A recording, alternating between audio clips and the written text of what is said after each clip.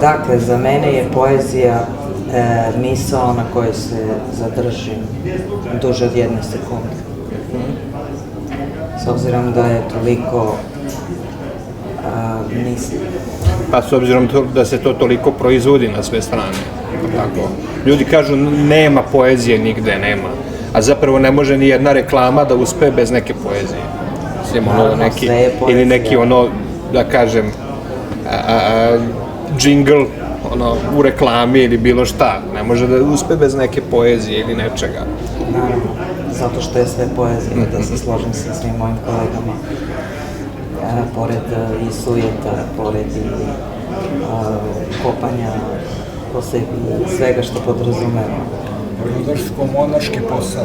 Tačno. Duboko rudarim. Zašto pišem? Zato što se ja poezijom lečim. Lečim se od same sebe, od društva, od situacija pojedinih, što u svom životu, što u okruženju. Dobro. Kako vidiš dalje neku svoju, kako bih rekao, da li ćeš nastaviti da pišeš poeziju ili nešto drugo?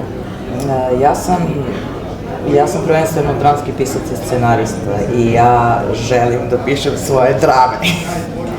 A šta želim? Želim da sedim kući i da pišem svoje drame. I to je jedino što želim da radim.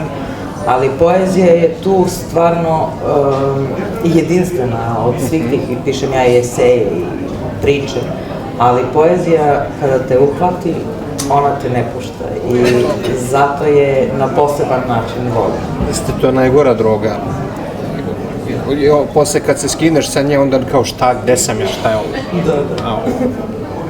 Tako. Eto, to je to. Dobro.